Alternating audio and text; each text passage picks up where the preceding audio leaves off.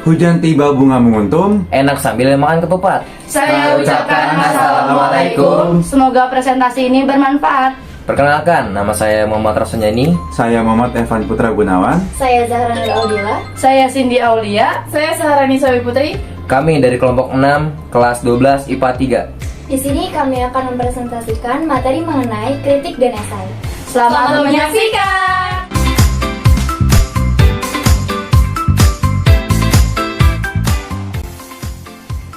Untuk materi yang pertama, yaitu pengertian kritik dan esai. Kritik diartikan sebagai analisis mendalam terhadap sebuah karya untuk memberikan penilaian, interpretasi, atau pengamatan mengenai karya tersebut. Esai adalah karangan prosa yang berisi pandangan pribadi penulis mengenai sebuah objek atau fenomena.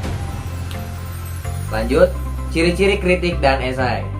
Kritik, yang pertama, memberikan tanggapan terhadap hasil karya. Yang kedua, memberikan pertimbangan kelebihan dan kekurangan sebuah karya. Yang ketiga, pertimbangan bersifat objektif. Yang keempat, memaparkan kesan pribadi kritikus terhadap sebuah karya. Yang kedua, esai. Berbentuk prosa, singkat, dapat dibaca dengan santai dalam waktu 2 jam. Yang ketiga, memiliki gaya pembeda.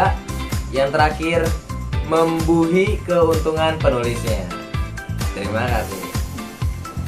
Selanjutnya yaitu materi yang ketiga, ada struktur kritik dan esai. Struktur kritik dan esai terbagi menjadi 3 jenis. Yang pertama itu tesis. Tesis merupakan pendapat atau opini umum berupa pengenalan atau deskripsi karya dalam sebuah teks kritik atau pengenalan dan definisi umum dalam sebuah teks esai. Yang kedua itu ada rangkaian argumentasi, merupakan bagian dari teks kritik atau esai yang berisi pendapat penulis sebagai penjelasan khusus dari teks umum yang sudah dikatakan sebelumnya. Yang ketiga itu ada penegasan ulang.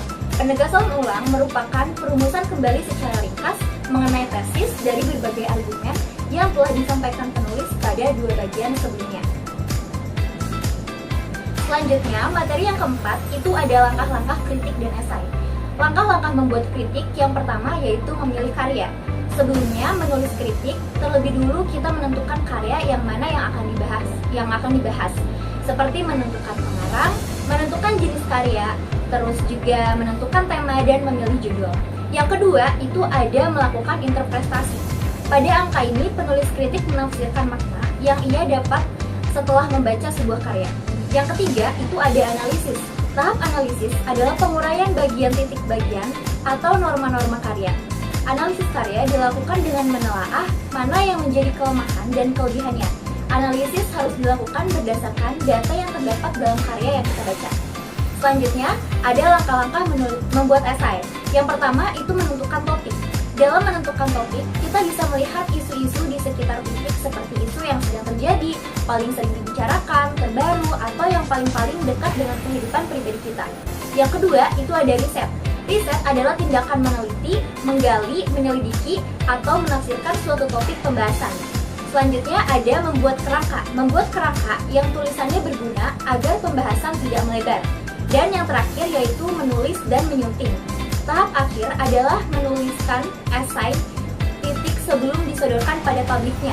Sebaiknya menyunting esai agar tidak terjadi kekeliruan serta meminimalisirkan kesalahan. Selanjutnya yang kelima ada tujuan kritik dan esai. Tujuan kritik yaitu memperbaiki suatu karya, memberikan penilaian secara objektif ilmiah dan berstruktur, bertujuan akademis. Yang terakhir ada bertujuan komersial. Tujuan esai yaitu meyakinkan pembaca, menerima pendapat penulis, memberikan informasi mengenai topik yang dibicarakan.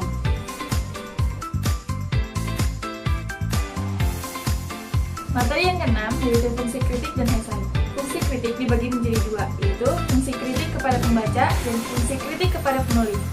Fungsi kritik kepada pembaca yaitu menunjukkan keindahan dalam suatu karya, membantu memahami isi dari suatu karya, dapat dijadikan sebagai tolak ukur penilaian suatu karya, mendapatkan nilai-nilai yang terkandung dalam suatu karya. Fungsi kritik kepada penulis yaitu dapat mengetahui kekurangan serta kelebihan karyanya, mengetahui masalah yang dapat disajikan, serta tema untuk karya berikutnya. Fungsi esai yaitu memiliki fungsi untuk berdebat tentang suatu topik dan meyakinkan pembaca.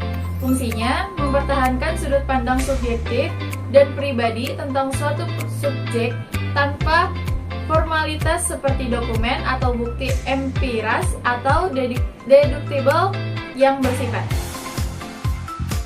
Yang ketujuh ada kaidah kebahasaan kritik dan esai, yaitu menggunakan pernyataan-pernyataan persuasif, banyaknya menyiapkan pernyataan berupa fakta untuk mendukung dan membuktikan kebenaran argumentasi penulis, banyak menggunakan ungkapan dan pernyataan yang bersifat mengomentari atau menilai, banyak menggunakan istilah teknis yang berkaitan dengan topik yang dibahas. Nah, yang terakhir ada menggunakan kata kerja mental.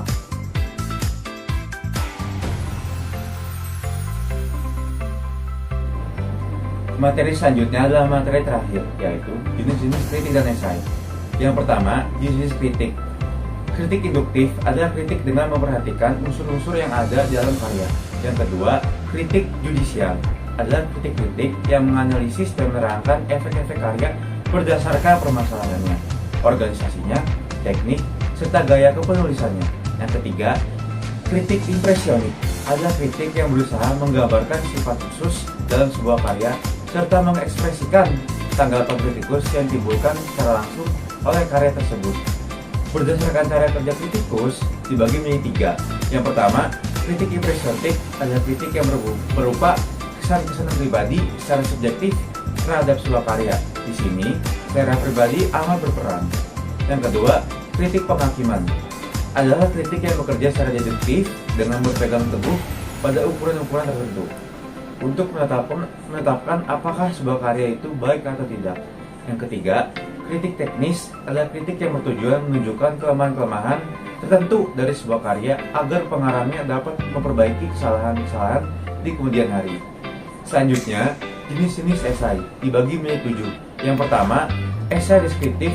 Esai jenis ini dapat menuliskan subjek atau objek apa saja yang dapat menarik perhatian pengarang. Yang kedua, esai tajuk. Esai jenis ini dapat dilihat dalam surat kabar dan majalah. Yang ketiga, esai cuplikan watak. Esai ini memperbolehkan seorang penulis memberikan beberapa segi dari kehidupan individual seseorang kepada para pembaca. Yang keempat, esai pribadi. Hampir sama dengan esai cuplikan watak, akan tetapi esai pribadi ditulis sendiri oleh pribadi tersebut tentang dirinya sendiri. Yang kelima, esai reflektif. Ditulis secara formal dengan nada serius. Dan yang keenam, esai kritik. Dalam esai kritik, penulis memusatkan diri pada uraian tentang seni, misalnya lukisan tarian, pahat, patung, teater, dan kesusastraan. Burung dara burung cendrawasih Bisa dicari dulu di Papua. Cukup sekian, terima kasih. Semoga bermanfaat untuk kita semua. Wassalamualaikum warahmatullahi wabarakatuh.